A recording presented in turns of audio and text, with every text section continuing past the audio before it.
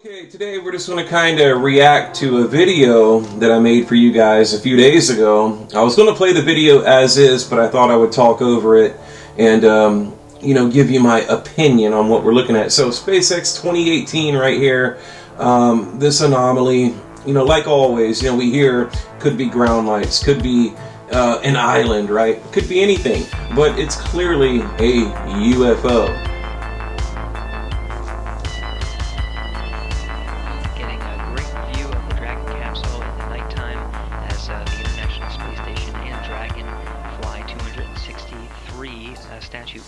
You heard him say passing over South America. Now at this point, there was nothing below the ISS 2018. The Dragon capsule was going to connect to the Canada arm, and we captured this UFO.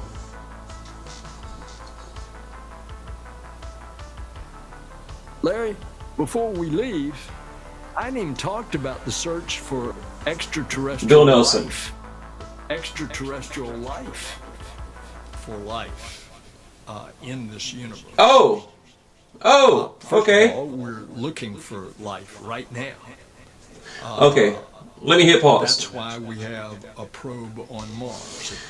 Okay, you heard Bill Nelson say, again, the highest ranking member at NASA, we're looking for life right now. He said, now, Larry, what do you think we're doing up there? You gotta love them Texas boys. Larry, before we leave, I hadn't even talked about the search for extraterrestrial life. I'm from Texas, so I'm not hating. But then he says, what do you think we're doing on Mars? We're looking for life, right?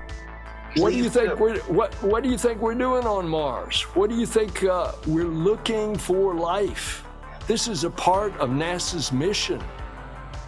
I mean, look, when the head of NASA comes out and starts making statements like this, you got to take him at his word. Now, coming up here, I know a lot of you guys have already seen this.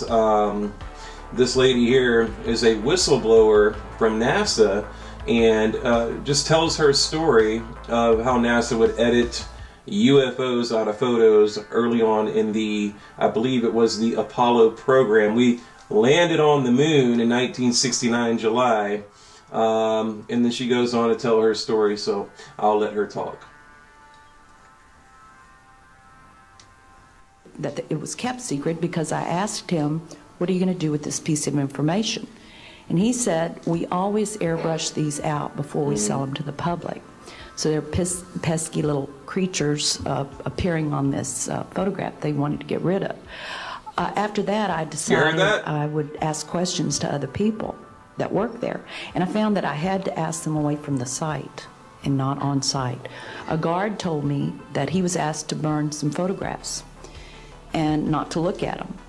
And there was another guard guarding him who was in green fatigues. Okay, she's talking about how a guard was asked to burn photographs, okay, in green fatigues, was guarding the guard, right? Because NASA knew the dark side of the moon. They had UFOs. They had possible, a past civilization, kind of like on Mars, so, I mean, this is incredible, and it took me a while to find this. I know a lot of you out there have already heard of this, but I think it's important to document these things, to kind of go over them and talk about them, and doesn't it pisses me off, doesn't it piss you off that NASA continues to hide the truth from you, from me, for generations, really, your grandparents, probably your kids. We talk about disclosure. Remember what was it? The Pentagon's going to release, or the government's going to release everything they know about UFOs, and what happened? It was a joke. It was like a 9-page report that amounted to nothing. It was a slap in the face to the UFO community. Now, this video right here, or this little segment here, I made a video about this. We're going to zoom in and you'll see this moon base on a photo sitting on the desk of a NASA employee. And again, I know a lot of you out there have already seen this, but it's important that we go over this stuff, we document it, and now you know where to find it. Watching him burn the photographs, and he said he was too tempted. He looked at one, and it was a picture of a UFO. And he was very descriptive. I can go into that later with anyone. He immediately was... Okay, and now I'm just going to let it play. We'll hear from the next NASA whistleblower that worked as basically a repairman back in the late 60s, early 70s. In mid-1965, I was loaned to the Lunar Orbiter Project at NASA on Langley Field. Dr. Colley was in charge of that project. They had problems with a piece of electronic equipment that was bottlenecking their production of photographs. I went to the facility, and when I walked into the facility, there were scientists from all over the world. I was stunned actually to see people at a NASA project from all over the world. It didn't make any sense to me initially. I was taken into the laboratory where the equipment was malfunctioning. I couldn't repair it in the dark. I asked to have it removed. A airman second class was in the dark room at that time. I was also an airman second class. I was interested how... Okay, I'm going to pause it right there. Now, this photo, okay, again, I've gone over this on the channel twice. I think this will be the third time. It's never been debunked. We don't know where it came from. I believe it's 100% real. You see the tube coming out there. It looks like some type of alien moon base. Now, you can go all the way back to the Soviet Union, what is it, mid-60s, early 70s. They're talking about building a base on the moon. Now we have the Artemis project, and they're doing the same thing. I think we already have bases on the moon, and I think this could be a real photo. Now, forget about the photo. The testimony, I believe him 100%. 100%. I believe this man is telling the truth. Let's continue. the whole process functioned, how the data got from the lunar orbiter to the laboratory. I asked the young man if he'd describe the process to me. He did. About 30 minutes into the process, he said to me, in a very distressed way, by the way, we've discovered a base on the backside of the moon. And then he proceeded to put photographs down in front of me, and clearly in these photographs were structures, mushroom-shaped buildings, spherical buildings, bases on the backside of the moon. And at that point, I was very concerned because I knew we were working in compartmentalized security. He had breached security, and I was actually frightened at that moment. And I did not question him any further. And a few moments later, someone did come into the room. I worked there for 3 more days, and I remember going home and naively thinking, I can't wait to hear about this on the evening news. And here it is, more than 30 years later, and I hope we hear about it tonight. And I will testify under oath before Congress. Okay, let me hit pause. Again, another NASA whistleblower. And I know a lot of you out there are familiar with this case, but there's a lot of new people, to the UFO topic, and it's very important that we document these things and we talk about them. So, what I'm going to do, I think I have a clip here coming up that I made for Tyler, I believe, Secure Team 10, and I just found it in my archives, and I thought I would play it because I think it's a very good, clip reel, whatever you want to call it. The reason I wanted to do this was because, I think it's highly important that we start documenting these types of things. And I don't care about clicks or views or whatever. I simply care about getting to the truth, and that's really all there is to it. I don't want your money. I don't want anything like that. Hopefully you guys can just help me grow the channel, and together, we'll get to the truth. And by the way, shout out to my very good friend Brandy, Troll Patrol, Matt. There's so many of you out there. Tyler, Darcy. I was going to say another name. I'll save it for later because we are working on it's completed a really cool project that we've been working on. It'll be out in a month or a month and a half. I'm very excited about that. I can't really talk about it. So anyway, we'll continue.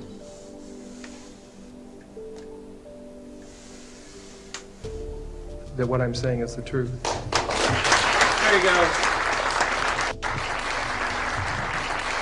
Quick message here, and a thanks really to my man at Nocturnal News, who has been posting videos lately, kind of giving you guys a more in-depth sort of explanation as to what's going on. Okay, so there you have it, Nocturnal News. Nocturnal News. And so I'll be collabing with him in the future, as I am with many others. We have Dr. Greer coming on for an interview in coming weeks. And lastly today, I want to feature another user's channel who goes by the name of Nocturnal News. Now, this guy, his name is Tracy. I've known him for years. Again, he's just another guy trying to find answers. And so, you know, I told him I'd shout him out, and so here is a clip he put together of his channel. And yeah, he's basically just doing the same thing I am. We're all looking for answers, so check out this clip. Nocturnal News. I put together a clip video of what I believe is the most compelling evidence we have. Let me hit pause and I'll let it play out. So again, guys, you know, I just want to just say it again. It's so important to get to the truth. I mean, look, we have these universal questions like, where did we come from? How did we get here? Where are we going? What's out there? You know, and I think we're getting really close to disclosure. You know, we have the James Webb Telescope now. The Hubble's about to retire. The ISS is about to retire. We have the Artemis project coming up. And but unfortunately, what we don't have is enough people like me, like you, in the UFO community willing to put in the work to get to the truth, because people get corrupted by money, you know, attention. They get that dopamine when they get the likes and the shares and the views and the subs and all of that. You know, I try to keep all that to the side and just simply get to the truth. So anyway, I'm going to let the video play out. I hope you guys have a good night, good day, good morning, good evening, whatever it is. You know, I'm incredibly grateful to all of you. So thank you for being here. The best UFO sightings in the past maybe 12 to 24 months. So you guys kick back, relax. Thank you for watching. Here we go. The Army may be getting to the bottom of all this talk about the so-called flying saucers. As a matter of fact, 509th Atomic Bomb Group headquarters at Roswell, New Mexico. There is an object that is flying away. Rotate 180 degrees. 80 degrees. Something is flying there. We need to understand what it is. All this talk about the so-called flying saucers. What is flying? Well, it's flying away from the station. So. The question is, when will NASA finally tell us the truth? When will the government admit that UFOs exist, aliens exist? I mean, what about this 180-day disclosure? What happened to that? Matter of fact, 509th Atomic Bomb Group headquarters at Roswell, New Mexico. Headquarters at Roswell, New Mexico. Rotate 180 degrees. 80 degrees. Something is flying there. We need to understand what it is. What is flying? Well, it's flying away from the station, so we're trying to understand what exactly that is. There is an object that is flying away. Is it a big one? I'm going to figure out where these pictures came from. Okay, so we have that. Then we have, again, this guy giving his testimony about what he witnessed at the photo laboratory.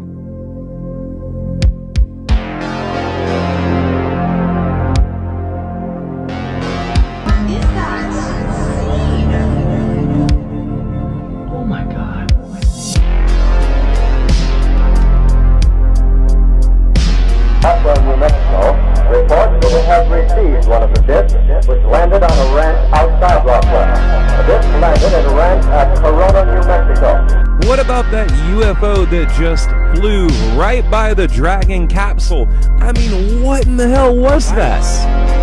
And it kind of had this weird triangular shape. And I truly believe there was an ancient civilization on Mars. The evidence is overwhelming. I've got better footage and better pictures you're going to be seeing. I mean, look at that. You see the exhaust right there. What is that? Lights on the ground. And this right here, like this, I don't even know how to present the video to you guys. We have this UFO flying past.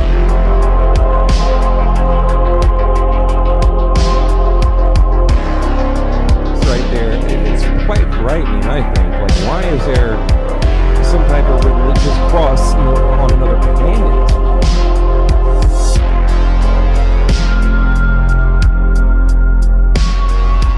That's a cloud in the middle. Now, I did add filters here, you know, to kind of bring out the...